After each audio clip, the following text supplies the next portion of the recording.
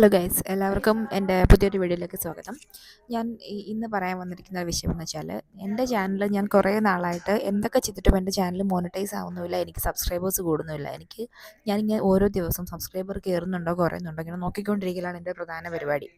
അപ്പം ഞാൻ ചില സീനിയേഴ്സ് യൂട്യൂബേഴ്സിൻ്റെ വീഡിയോ കണ്ട് റിസർച്ച് ചെയ്ത് പഠിച്ച് മനസ്സിലാക്കിയ കുറച്ച് കാര്യങ്ങളാണ് ഇപ്പോൾ നിങ്ങളോട് ഷെയർ ചെയ്യാൻ വന്നേക്കുന്നത്. കുറച്ച് ഈസി ഒരു 2 ടിപ്പ് എനിക്ക് കുറേ യൂട്യൂബേഴ്സ് പറഞ്ഞു തന്നു. How to easily get monetized your channel എന്നുള്ള കുറച്ച് ഈസി ടിപ്സ് ഉണ്ട്. അതിലേറ്റവും പ്രധാനപ്പെട്ട കാര്യം എന്ന് പറയുന്നത് റീക്രിയേഷനാണ്. റീക്രിയേഷൻ തന്നെയാണ് വീണ്ടും വീണ്ടും പറയുന്നത്.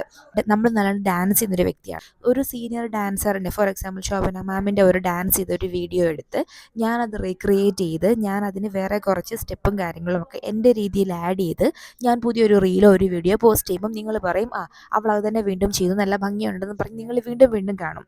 അതേസമയം ഞാൻ പുതുതായിട്ടൊരു ഡാൻസ്, ഒരു പാട്ടിന് പുതിയൊരു ഡാൻസ് സ്റ്റെപ്പിട്ട് അല്ലെങ്കിൽ കയറി വരാത്ത ഒരു പാട്ട് ഞാൻ തന്നെ റീല് ചെയ്ത് കയറ്റിക്കൊണ്ട് വരുമ്പം അത് അത്ര പെട്ടെന്ന് കയറി ക്ലിക്ക് ആവണമെന്നില്ല. ഓൾറെഡി ഒരാൾ ചെയ്ത് വെച്ച ഒരു സാധനത്തിനെ നമ്മുടെ രീതിയിൽ നമ്മളത് ക്രിയേറ്റ് ചെയ്യുകയാണെന്നുണ്ടെങ്കിൽ നമുക്കതിന് കുറച്ചും കൂടി ഒരു കയറി വരാനുള്ളൊരു ചാൻസ് കൂടുതലാണ്.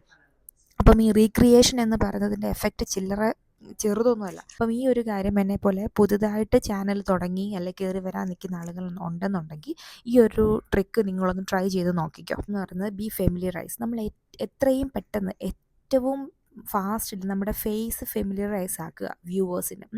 നമ്മൾ നമ്മളുടെ മുഖം, നമ്മൾ എന്താണോ വീണ്ടും വീണ്ടും ചെയ്യാൻ താല്പര്യപ്പെടുന്നത് കൂടുതൽ ഫെമിലിയറൈസ് ആക്കുക.